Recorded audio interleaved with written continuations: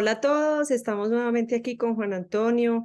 Vamos a tocar temas que aparentemente son banales, ligeros del día a día, pero a los cuales queremos darles un contexto y hacer de ellos una excusa para hacer una reflexión un poco más profunda y dejar ahí unas ideas para la discusión, para el pensamiento y para la reflexión.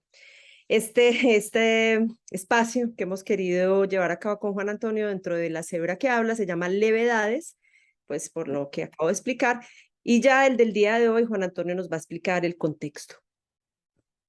Muchas gracias, Marta. Bueno, pues entremos en materia. Ya hace una semana, el sábado pasado, dos mujeres, dos activistas del grupo Just Stop Oil, creo que se llama, pues decidieron entrar a la Galería Nacional de Londres y regar salsa de tomate pues sobre una de las obras más icónicas de Van Gogh, el cuadro de los girasoles que se hizo, si no me falla la memoria, en 1888, 89, 88.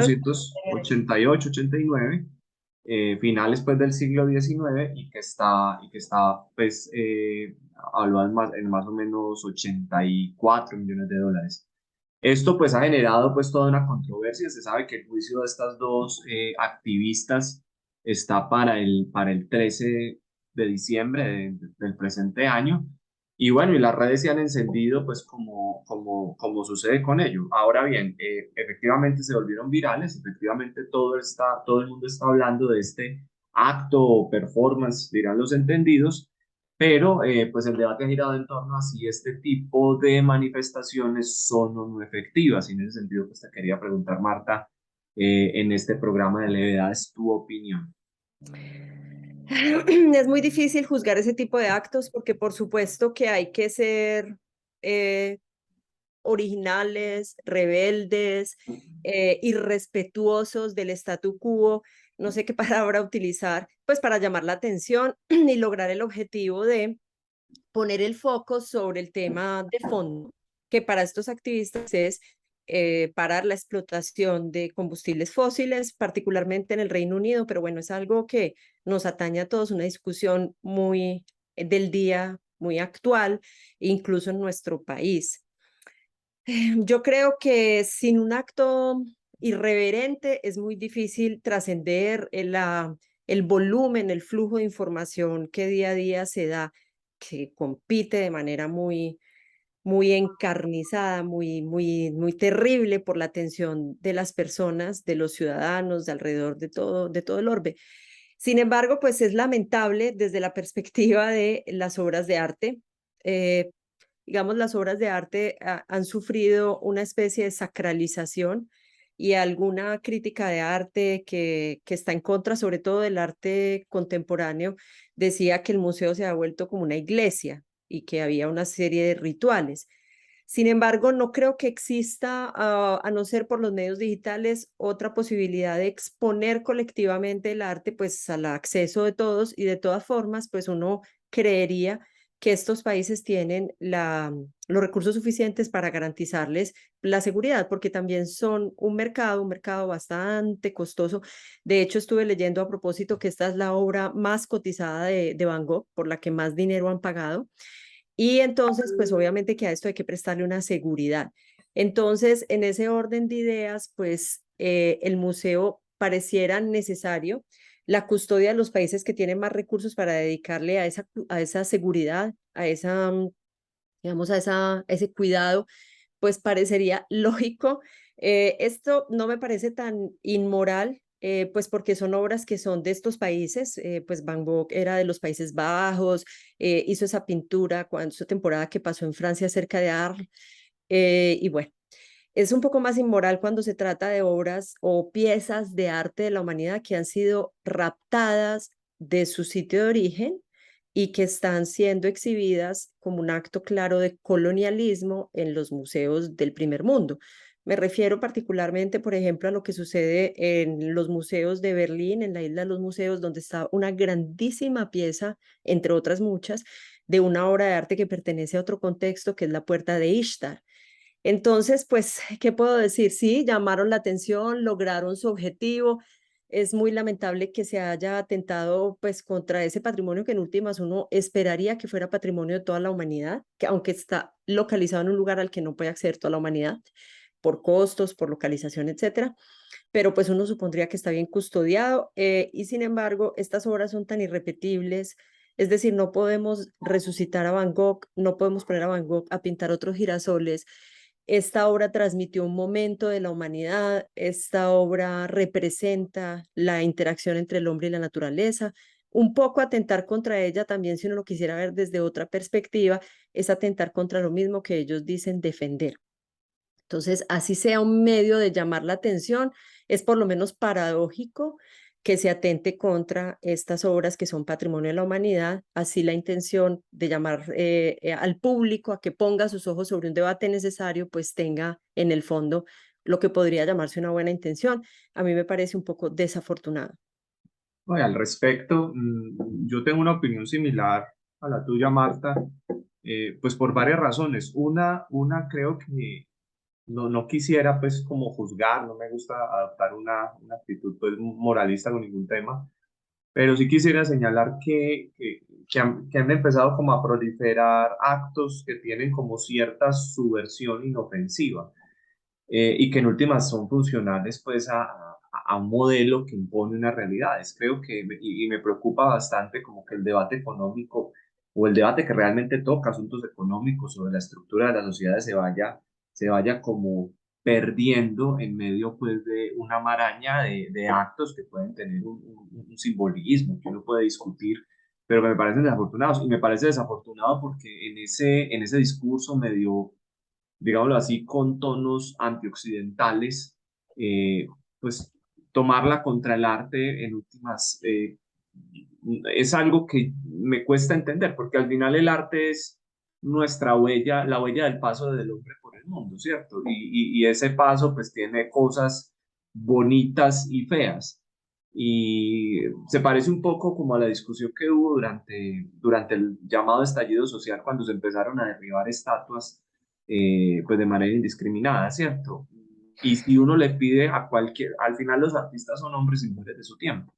Y si nosotros le pidiéramos o juzgáramos cualquier obra de arte en las coordenadas, digámoslo así, progresistas de hoy en día, pues creo que ninguna obra pasaría la prueba y al final habría que quemarlo absolutamente todo. Pues si uno quiere, si se va a la Capilla Sixtina se le vuelve problemática por cualquier, o sea, atacar la Capilla Sixtina es fácil, por ende quemémosla, o cualquier estatua de cualquier prócer. Entonces, no sé si el camino sea más bien generar nuevas obras o generar nuevas expresiones, porque creo que en ese discurso antioccidental termina atentándose contra una obra icónica y creo que termina siendo, si se quiere, medio facho porque se impone un punto de vista de manera pues antidemocrática al resto de, mejor dicho, cómo nos metemos en un asunto muy problemático, cómo conciliamos los intereses de los que creen que esa obra se debe preservar y quienes creen pues que los girasoles de Van Gogh lo que merecen es dos latas de pasta de tomate. No sé, me parece pues al menos problemático. No sé cómo lo ves Yo tú. creo que lo que pasa es que el acto es efectista, no creo que sea directamente un atentado conceptual contra la obra en sí misma, es un medio para llamar la atención. Es muy triste porque no se evalúan las consecuencias del acto y se utiliza el fin como un fin que justifica los medios. Y la humanidad conoce grandes catástrofes que han justificado sus fechorías y sus crímenes en fines loables, sin poner cuidado a los medios. Pero justamente la ética es una ética de los medios, donde uno debe evaluar si su acción es ética o no, es en los medios que está dispuesto a utilizar para llegar a su fin. Entonces yo creo que en principio hay un problema ahí en la discusión de ética de los medios. No todo vale con tal de cumplir un fin, por loable que ese fin parezca. Eso es lo primero.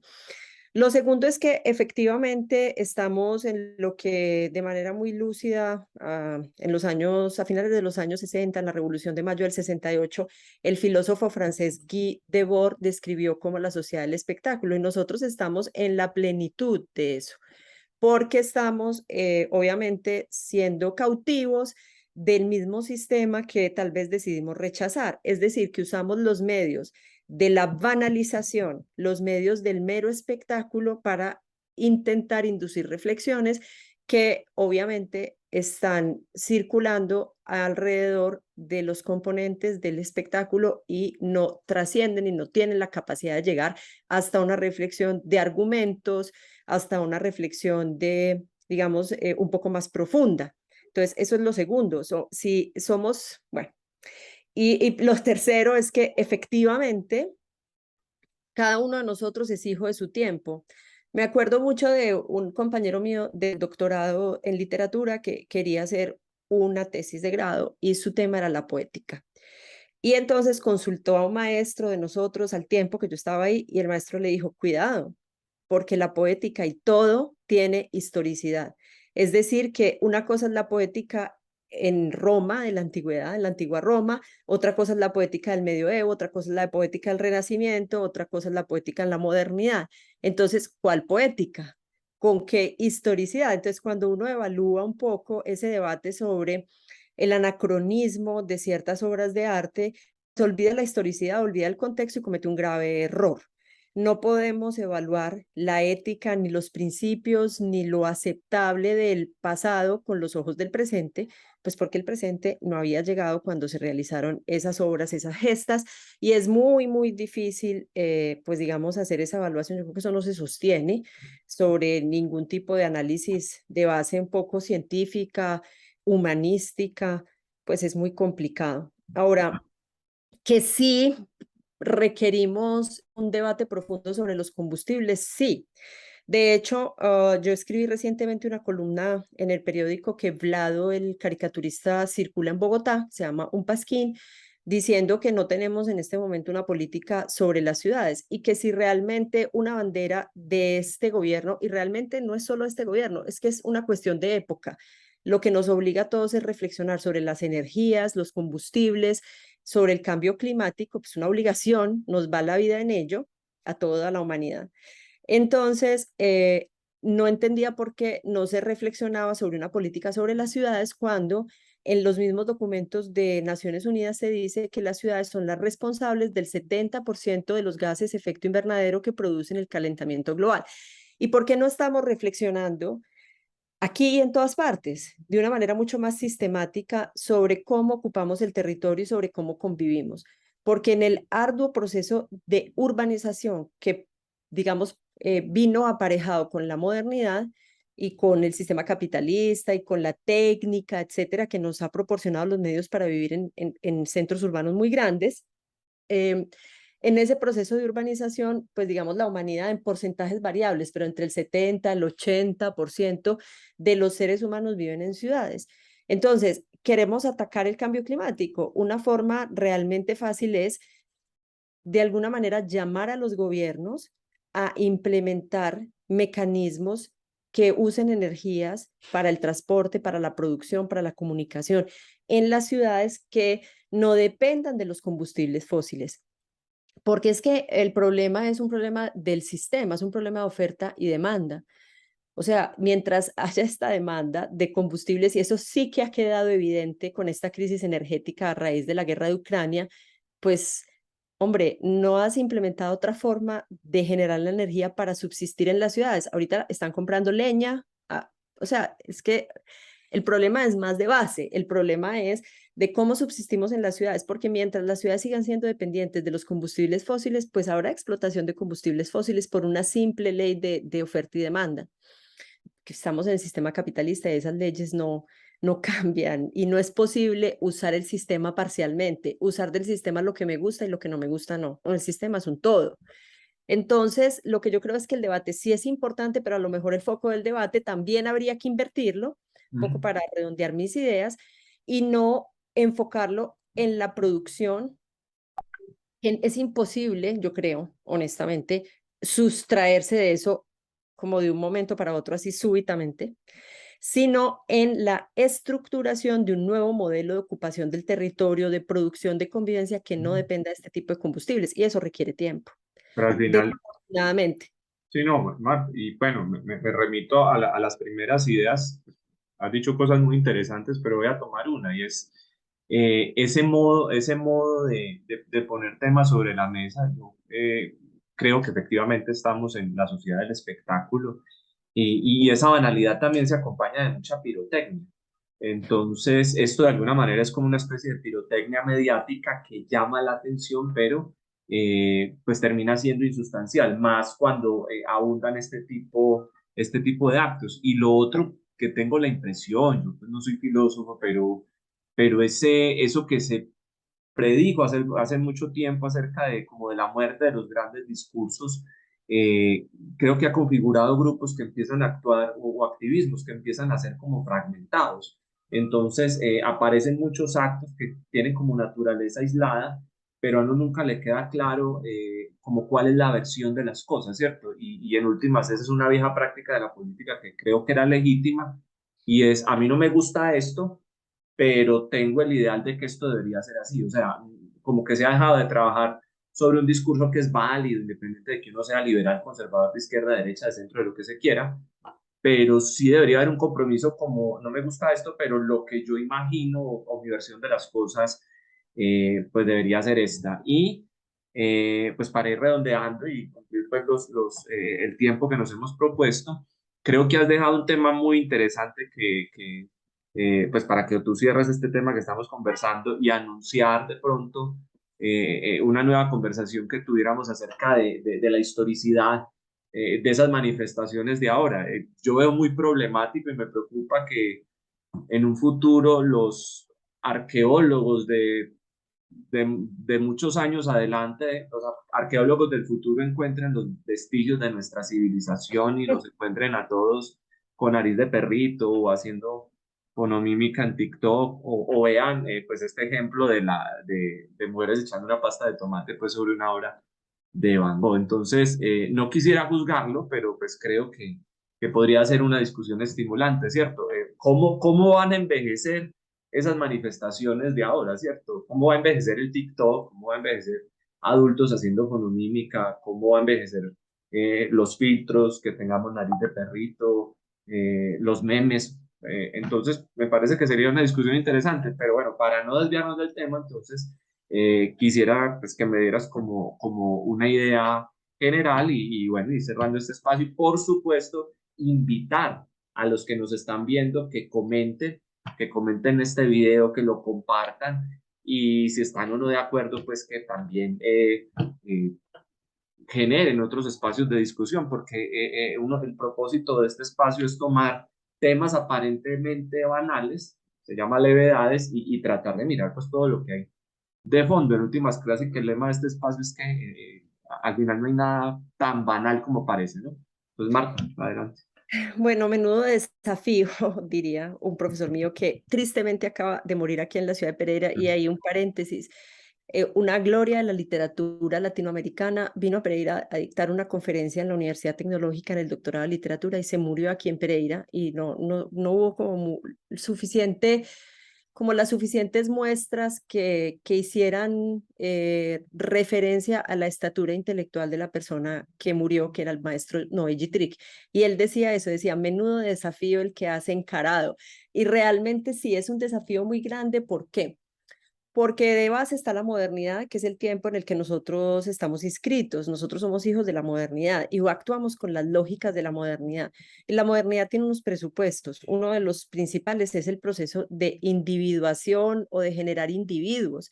En el medioevo era la comunidad, el individuo no existía, por eso no existía la moda, ni todo este tipo de cosas que hacen que la gente intente destacarse como si tuviera una personalidad aparte y no fuera parte de un grupo. Ese proceso se ha ido profundizando y se ha vuelto casi que un proceso de disolución. Es decir, que eso que mencionas de las muertes de los grandes relatos, que es una idea del filósofo francés Lyotard, eh, implica que ya no hay grandes verdades que contienen el conglomerado social, o sea, que sí, que lo aglutinan. Y que en esa ausencia, digamos, de ese tercer elemento que está entre tú y yo, estaba él, pero él es el gran él, Dios, la religión, no sé, la patria, ¿cierto? El ejército, o sea, yo no sé, hay un montón de gran él que se han disuelto. Entonces el tú y yo queda un poco desajustado, se pierde esa asociación regida por esos principios rectores y que queda como una dispersión, una gran dispersión, y que cada uno de nosotros comienza de manera un poco inconsciente a elevar sus hobbies, sus gustos particulares a la estatura de granel. Entonces, hay quienes han divinizado su gusto y su aprecio y su amor por los animales. Hay quienes han divinizado su gusto y su aprecio y su afición a la bicicleta o a las maratones o a la comida saludable o al vegetarianismo o que han vuelto han hecho de su opción de género, de su elección de la intimidad, de la sexualidad, su identidad, y también lo han elevado a una categoría de granel, y así podemos seguir. Politización del sexo, un Claro, fenómeno. y entonces ahí se vuelve muy difícil la convivencia, porque ¿qué es primero? ¿Y tiene una prioridad sobre lo otro? ¿Y cómo podemos cumplir también con ese mandato de la modernidad, que es el respeto por el otro y por las ideas del otro en igualdad de condiciones? Es que recordemos que la modernidad viene desde la Declaración de los Derechos del Hombre, y se dice igualdad, fraternidad, legalidad, y resulta que cuando usted se pone a hablar con el otro, se le olvida la legalidad, se le olvida la igualdad, se le olvida la fraternidad, y entonces estamos en un ámbito donde imponemos nuestros gustos como verdades totales, e intentamos que los otros se suman, y cuando no se sumen los convertimos en nuestros enemigos, y esa es una actitud que ya no es moderna, sino bárbara, es premoderna y no es ciudadana, digamos, porque nosotros operamos siempre en la modernidad bajo el establecimiento de unos preceptos de deberes y derechos con los que nos relacionamos, sobre todo en el espacio público. Entonces, en ese orden de ideas, pues el desafío es muy grande porque nos lleva a reflexionar sobre todos estos aspectos y de alguna manera a identificar cuál es ese conjunto de principios y valores sobre los cuales una sociedad puede funcionar, y que es, como lo diría Rousseau, un contrato social donde hay una serie de cosas que toda esa comunidad acepta, porque incluso él lo manifestó cuando escribió el contrato social y decía, es que si los que hacen parte de la comunidad no aceptan las bases del contrato, la comunidad se disuelve, ¿cierto? Entonces, pues bueno, ahí tendremos mucha tela para cortar, porque de este tipo de cosas, pues pasan habitualmente, infortunadamente, porque yo aprecio las obras de arte, aprecio la figura de Van Gogh como un ser extraordinario de la humanidad. Y para cerrar, quiero decir esto. Resulta que incluso desde la filosofía hay una forma de ver pues todo lo que existe como un sistema, y la creación humana es lo más alto que está en ese sistema, porque es lo más cercano a la espiritualidad. Ujú. Entonces, de alguna manera, pues yo sí, sin sacralizar esas obras, pues las aprecio, me parecen irrepetibles como ellas, porque son un valor único. No quiere decir que no vengan nuevas generaciones que puedan hacer cosas mejores, similares, no lo sé, pero es único. Y en ese orden de ideas, pues me parece que lo mejor para nosotros sería intentar preservarlo, y tal vez estos actos dirigirlos a otros ámbitos que pueden también llamar la atención sin destruir ese patrimonio colectivo que tenemos por el acumulado que nos ha dejado la historia, ¿cierto? Lo que dices es interesante porque curiosamente esos quienes realizan esos actos hablan mucho de la memoria, pero son selectivos con las memorias y las obras de arte pues de alguna manera son un testimonio o sea, se sacralizan ciertas memorias o ciertos testimonios o ciertos vestigios, pero otros pues se considera que merecen que se les eche sopa Quiero encima. decir Creo algo que ahí, debería es haber. que preservar la vida del humano sobre la Tierra, que es lo que está en discusión con el cambio Ah, climático, sobre lo cual ellos querían decir, implica también preservar el legado cultural e histórico que ha dejado el hombre sobre la Tierra. No solamente a la humanidad como especie, sino su creación, su obra, su legado cultural e histórico. Marta, muchas gracias. Espero que almuerces o cenes hoy pasta de tomate. Yo haré lo propio también. Por ahí dijeron en un Twitter que Van Gogh manda a decir que la próxima vez en vez de pasta de tomate le echaran sopa. Sí, menos mal no fue acá porque hubiera sido pues, con sancocho o algo así, hubiera sido más dramático, ¿cierto? Marta, muchas gracias y entonces los invitamos a todos a que vean este video, lo compartan, lo comentan y bueno, esperamos que hayan pasado un rato agradable y se estimulen pues a reflexionar sobre estos temas. Mil gracias, Marta. Gracias, Saludos hasta a luego a todos. todos. Gracias, chao.